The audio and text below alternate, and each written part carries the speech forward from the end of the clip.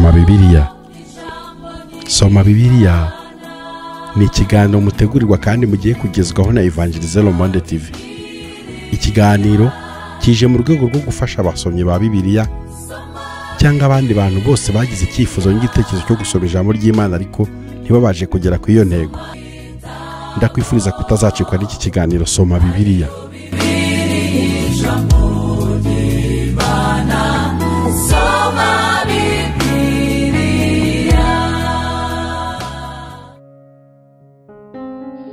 Soma Bibiliya. Uyu munsi turasoma igitabo cya kane cya Mose cyitwa Kubara. Turasomera hamwe igice cya 17 tugeze ku gice cya 20 cy'iki gitabo. Uwiteka abwira Mose ati: "Bwira Eliyazari mwene Aroni umutambyi akura ibyetero byabo mu muriro batwitse, nawe usese umuriro wo muri byo hariya, kuko ari ibyera. Ibyotero byabo banyabyaha bacumuriye ubugingo bwabo babicuremo ibisate byo gutwikira igicaniro, kuko babituriyeho Uwiteka. Nicyo gitumye bibi byera, kandi bizabera Abisirayeli ikimenyetso." Eliyazari umutambyi yenda ibyotero by'imiringa abatwitse baturiyeho, babicuramo igitwikirizo cy'igicaniro cyo kubera Abisirayeli urwibutso, kugira ngo hatagira umuntu utari mu rubyaro rwa Aroni wigirira hafi konsereza umubavu imbere y'Uwiteka, atamera nka Kora n'abafatanije nawe. Eliyazari abikora uko Uwiteka yamutegekeye mu kanwa ka Mose. Aroni ahongerera Abisirayeli. Bukeye bwaho iteraniro ry'Abisirayeli ryose ritutombera Mose na Aroni riti: "Mwishe abantu b'Uwiteka." Iteraniro riteraniye gukomera Mose na Aroni, bareba berekeje ihema ry'ibonaniro, babona cya gicu kiritwikiriye, ubwiza bw'Uwiteka buraboneka. Mose na Aroni bajya imbere y'ihema ry'ibonaniro. Uwiteka abwira Mose ati: "Nimuhaguruke muve muri iri teraniro, ndaririmbura mu kanya gato." Bikubita hasi bubamye. Mose abwira Aroni ati: "Enda icyotero cyawe, ukure umuriro ku gicaniro, ugishyiremo, ushyireho umubavu, ukijyane vuba mu iteraniro, urihongerere, kuko umujinya uturutse ku Uwiteka, mugiga igatangira gutera." Aroni agenda uko Mose amubwira, ariruka akajya mu iteraniro hagati, asanga mugiga itangiye gutera mu bantu. Ashyira umubavu ku muriro, ahongerera abantu. Ahagarara hagati y'intumbi n'abazima, mugiga irashira.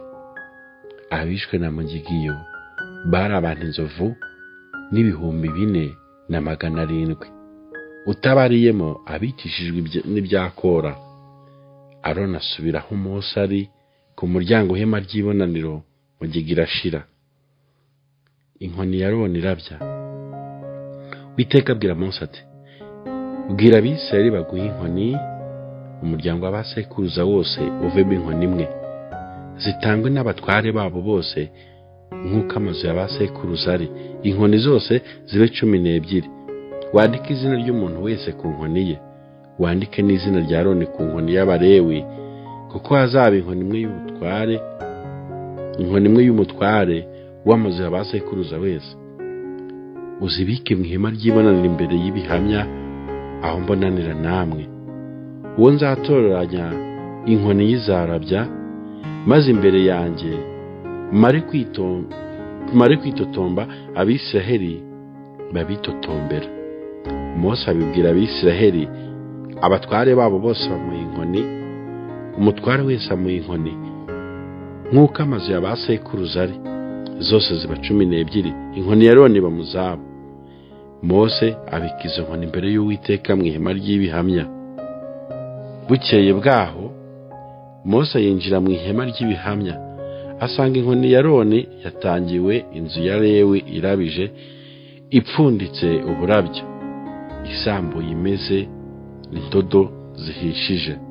Mose asohora izo nkoni zose zari imbere y'Uwiteka, azishyira Abisirayeli bose barazitegereza. umuntu wese yenda inkoni ye. Uwiteka abwira Mose ati, subiza inkoni ya Aroni imbere y'ibihamya. Subiza inkoni ya Aroni imbere y'ibihamya, ibikirwe kuba ikimenyetso kigomora abagome, kugira ngo umareho kunyitotombera kwabo badapfa. Ukaba ariko Mose agenza uko Uwiteka yamutegetse, aba ariko agenza. Abisirayeli babwira Mose bati, dore turarimbuka, turapfuye, twese turapfuye. Uwigiye hafi wese, uwigiye hafi y'ubuturo bw'Uwiteka arapfa. Mbese twese turaba kurimbuka? Imirimo y'abatambyi n'iy'Abalewi bande. Uwiteka abwira Aroni ati, wowe n'abana bawe n'inzu ya so muzagibwaho no gukiranirwa kw'iby'ahera, wowe n'abana bawe muzagibwaho no gukiranirwa k'ubutambyi bwanyu. Kandi bene wanyu, umuryango wa Lewi, umuryango wa sogokuruza, ubigizanye hafi yawe, bafatanywe nawe bagukorere. Ariko wowe n'abana bawe muri kumwe mujye muba imbere y'ihema ry'ibihamya, bajye bitondera ibyo bategeka n'ibikwiriye gukorerwa iby'ihema ryera byose. Ariko ntibakigira hafi y'ibintu by'ahera n'igicaniro badapfa, namwe mudapfa. Batatanywe nawe, bajye bitondera ibikwiriye gukorerwa ihema ry'ibonaniro. Imirimo y'ihema ryera yose utari uwo muri bo ntakagire hafi yanyu. Namwe mujye mwitondera ibikwiriye gukorerwa ahera n'igicaniro, kugira ngo umujinya utongera kuba ku Bisiraheli. Nanjye dore nakuye bene wanyu Abalewi mu Bisiraheli bandi n'impano mwahaye, kuko baherewe Uwiteka gukora imirimo y'ihema ry'ibonaniro. Wowe n'abana bawe muri kumwe mujye mwitondera imirimo y'ubutambyi bwanyu, ku by'igicaniro byose no ku byo hirya y'umwenda ukingiriza ahera cyane. Iyo aba ariyo mirimo mujya mukora, mbahaye ubutambyi h'umurimo w'impano utari uwo muri mwe uzigira hafi azicwe. Ibyo gutunga abatambyi n'Abalewi. Uwiteka abwira Aroni ati, ubwanjye nkurindishije amaturo yanjye yerejwe yo mu by'Abisiraheli banyereza byose. Ni wowe n'abana bawe mbihereye kuko mwasizwe. Iryo ni itegeko ritazakuka iteka. Ibi bizaba ibyawe byo mu byera cyane, bidakongorwa n'umuriro.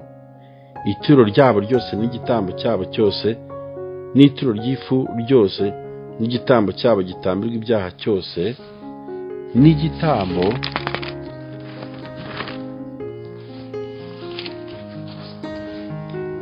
n'igitambo gikurikiraho urubanza cyose, ibyo bazantura bijye biba ibyera cyane, kugira ngo bibyawe n'abana bawe.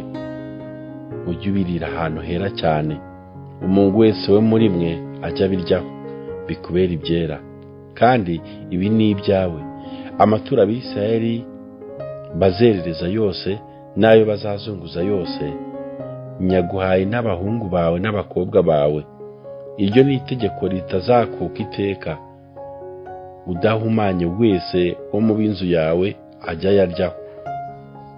Imiganura bazanira Uwiteka ibirushaho kuba byiza by'amavuta ya elayo n'inzabibu n'impeke, ni wowe nyihaye.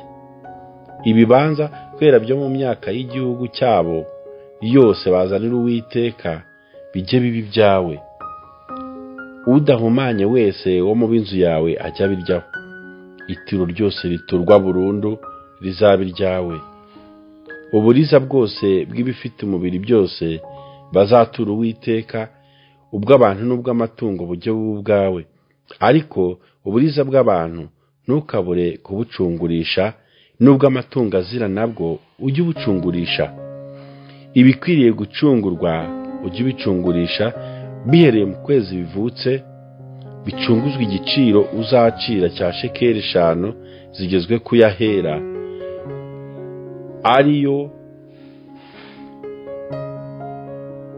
ariyo shekeli 5 zigezwe ku yahera, ariyo gera 20. Ariko uburiza bw'inka cyangwa ubw'intama cyangwa ubw'ihene ntukabucungurishe ubwizo ni ubwera. Ujye umisha amaraso yabwo ku gicaniro, wose urugimbu rwabwo ruba igitambo gikongorwa n'umuriro cy'umubaga uhumurira Uwiteka neza.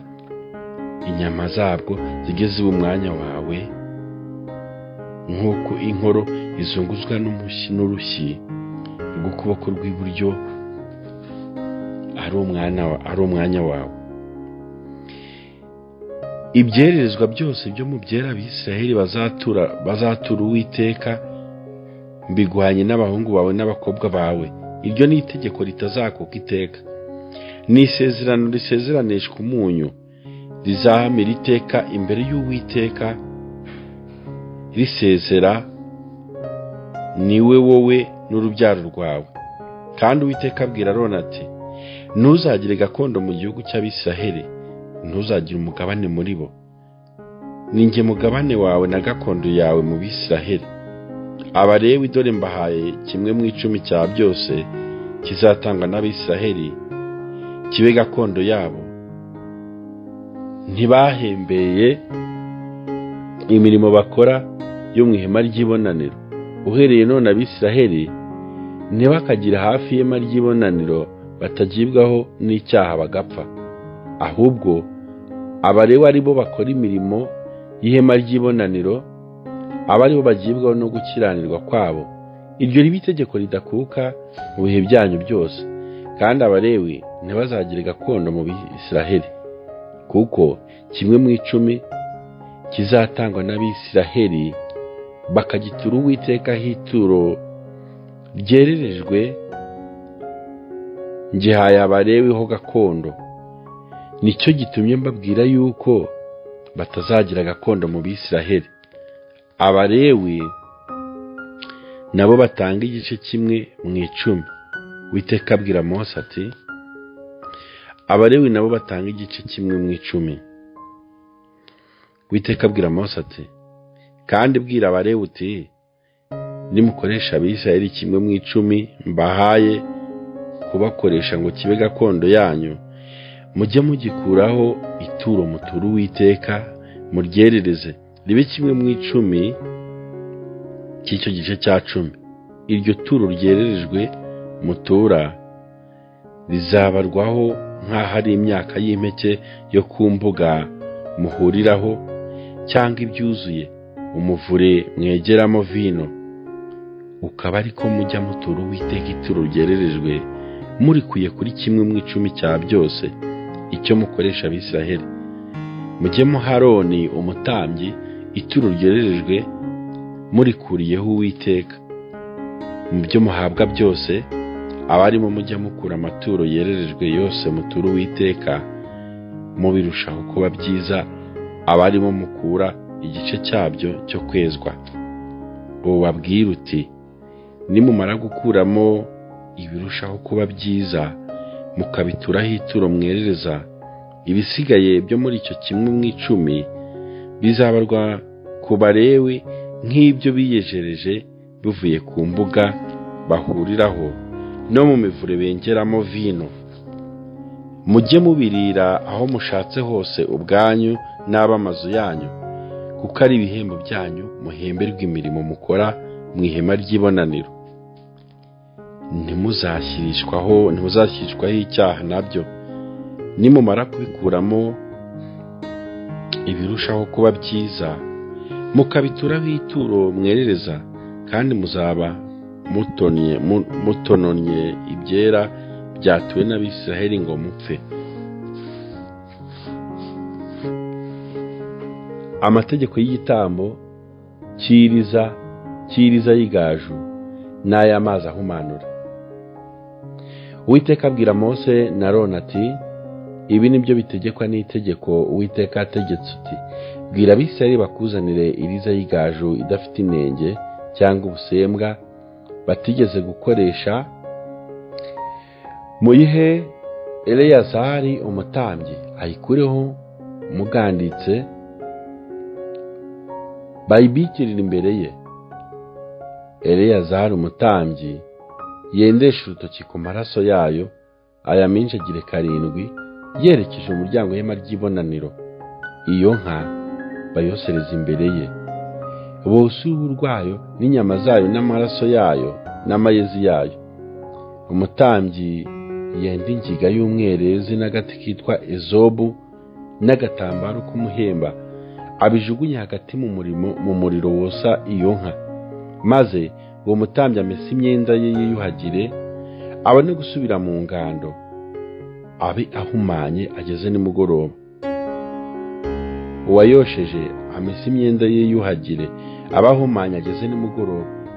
Umuntu udahumanye ayora ivu ry'iyo nka, aribika inyuma y'aho muganditse ahantu hadahumanijwe, ribikirwa iteraniro ry'Abisiraheli ngo bajye barivanga n'amazi, riyahindure ayo guhumanura. Iyo nka ni igitambo gitambiwe ibyaha. Uyoye ivu ryayo amesa imyenda ye, aba ahumanye ageze nimugoroba. Iryo ribera Abisiraheli n'umunyamahanga basohokeyemo itegeko ridakuka iteka. Uzakora ku ntumbi y'umuntu yose amara iminsi 7 ahumanye, yihumanuza ayo mazi ku munsi wa 3 no ku wa 7 abone guhumanuka. Ariko natihumanura ku munsi wa 3 no ku wa 7 ntazaba ahumanutse. Uzakora ku ntumbi y'umuntu wese wapfuye yihumanure, azaba yanduje ubuturo bw'Uwiteka. Uwo muntu azakurwe mu Bisiraheli, kuko atamijweho ayo mazi ahumanura, azaba ahumanye, azaba akiriho guhumana kwe. Iri ni itegeko ry'umuntu upfiriye mu ihema. Uzinjira muri iryo hema wese n'uribamo wese bamara iminsi 7 bahumanye. Kandi ikintu cyose kirangaye kidafite urupfuko kizaba gihumanye. Kandi umuntu uzaba ari mu gasozi agakora ku ntumbi y'uwicishijwe inkota, cyangwa ku ntumbi yindi, cyangwa ku igufwa ry'umuntu, cyangwa ku gituro, amara iminsi 7 ahumanye. Uhumanye bamwendere ku ivu rya cya gitambo cyatambiwe ibyaha, barishyire mu rwabya, barisukeho amazi yatembaga. Umuntu udahumanye yenda agati ka ezobu, akinike muri ayo mazi, ayamishe kuri rya hema no ku bintu byose no ku bantu bari babirimo, no ku wakoze ku igufwa cyangwa ku wishwe, cyangwa ku ntumbi yindi, cyangwa ku gituro. Kandi uwo muntu udahumanye amishe kuhumanye ku munsi wa 3 no ku wa 7, nuko ku wa 7 amuhumanure, nawe amesa imyenda yiyuhagire, nimugoroba abahumanutse. Ariko umuntu uzahumana ntiyihumanure, azakurirwa hagati y'iteraniro, kuko yanduje aheraho Uwiteka, kuko ahumanye. Iryo ribabera itegeko ridakuka. Kandi umisha ayo mazi ahumanura amesa imyenda ye, uyakozeho aba ahumanye ageze nimugoroba. Kandi ikintu cyose uhumanye azakoraho kibe gihumanye, uzagikoraho aba ahumanye ageze nimugoroba. Mose na Aroni bakora icyaha gituma Uwiteka yanga ko bajya i Kanani. Iteraniro ry'Abisirayeli ryose rigera mu butayu bwa Zini mu kwezi kwa mbere. Ubwo bwoko buguma i Kadeshi.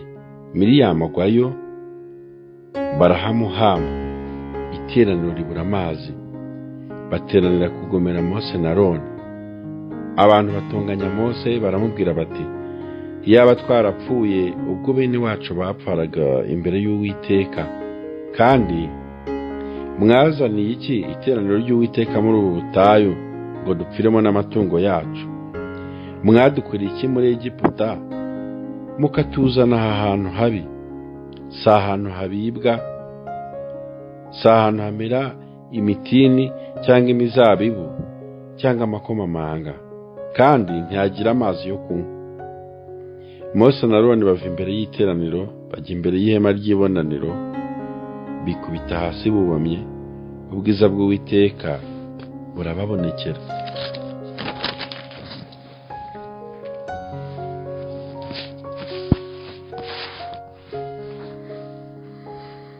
Uwiteka abwira Mose ati enda ya nkoni wowe na Aroni mwene so muteranye iteraniro mubwirire igitare mu maso yabo kivusha amazi yacyo ubakurire amazi muri icyo gitare abari ku iteraniro n'amatungo yaryo amazi yo kunywa. Mose yenda iyo nkoni ayikuye imbere y'Uwiteka uko yamutegetse. Mose na Aroni bateraniriza iteraniro imbere y'icyo gitare. Mose arababwira ati nimwumve mwa bagome mwe, muri iki gitare twabakuriramwo amazi? Mose amanika ukuboko akubita icyo gitare inkoni ye kabiri kivusha amazi menshi, iteraniro riranywa ryuhira n'amatungo yaryo. Uwiteka abwira Mose na Aroni ati kuko mutanyizeye ngo mwerekanire kwera kwanjye mu maso y'Abisirayeli, ntimuzajyanira iteraniro mu gihugu mbahaye. Ayo niyo mazi y'i Meriba, kuko Abisirayeli batonganije Uwiteka akerekanira muri bo kwera kwe. Abedomu banga ko Abisirayeli banyura mu gihugu cyabo. Mose ari i Kadeshi atuma intumwa ku mwami wa Edomu ati Isirayeli mwene so arakubwira ati uzi imiruho twabonye yose. Ba sogokuruza baramanutse bajya muri Egiputa, tumarayo igihe kirekire. Abanyegiputa batugirira nabi, bayigirana ba sogokuruza. Dutakiye Uwiteka yumva ijwi ryacu, atuma marayika dukura muri Egiputa. Dore none turi i Kadeshi, umudugudu wo ku rugabano rwawe. Reka tunyure mu gihugu cyawe, ntituzagira umurima cyangwa uruzabibu tunyuramo, kandi ntituzanywa amazi yo mu mariba yawe, ahubwo tuzaca mu nzira y'umwami, twe gutambikira iburyo cyangwa ibumoso, tugeze aho tuzarangiriza igihugu cyawe. Umwami wa Edomu aramusubiza ati ntuzanyura mu gihugu cyanjye ntagusanganiza inkota. Abisirayeli baramubwira bati tuzaca mu nzira nini, kandi twebwe n'amatungo yacu nitunywa amazi yawe tuza kwishyura icyo uzacira. Reka tuhace n'amaguru gusa, nta kindi tuzakora. Arabahakanira ati ntimuzahanyura. Abedomu babashingira urugerero rw'ingabo nyinshi n'amaboko menshi. Nuko Abedomu banga gucisha Abisirayeli mu gihugu cyabo, nicyo cyatumye Abisirayeli bahindukira bakabareka. Aroni arapfa. Bahaguruka i Kadeshi, iteraniro ry'Abisirayeli ryose rigera ku musozi Hori.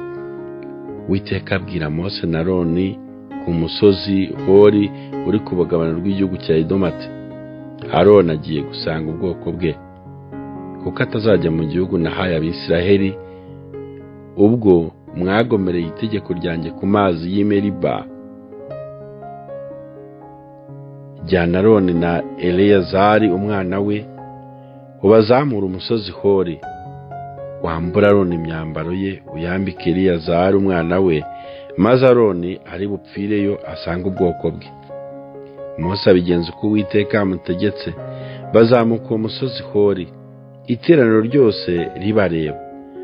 Mose yambura Aroni imyambaro ye ayambika Eleyazari umwana we, Aroni apfiraho mu mpinga y'uwo musozi. Mose na Eleyazari barawumanuka.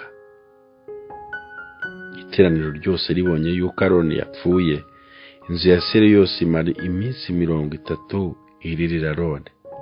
Murakoze, mwarimu kuri iki kiganiro Soma Bibiliya. Reka tuzakomeze ku munsi we.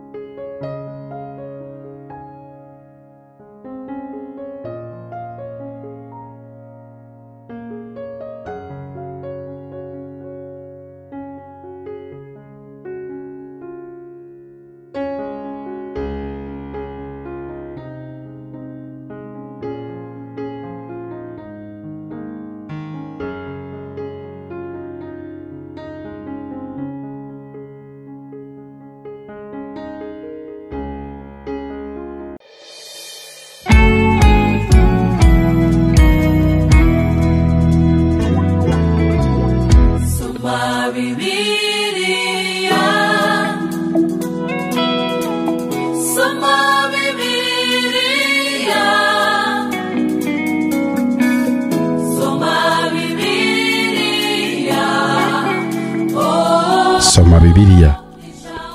Soma Bibiliya ni ikiganiro mutegurirwa kandi mugiye kugezwaho na Evangelize Le Monde TV.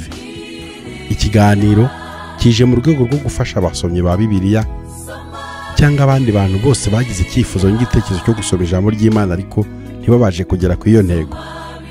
Ushobora kuba warayisomye ukayigeza hagati, ushobora kuba warabitekereje kuyisoma ariko ukabura umwanya. Hari impamvu nyinshi zigenda zigaragazwa n'abantu bakavuga ko gusoma Bibiliya ijambo ry'Imana ngo babashe guhitura no kurangiza ibitabo birigize byabananiye.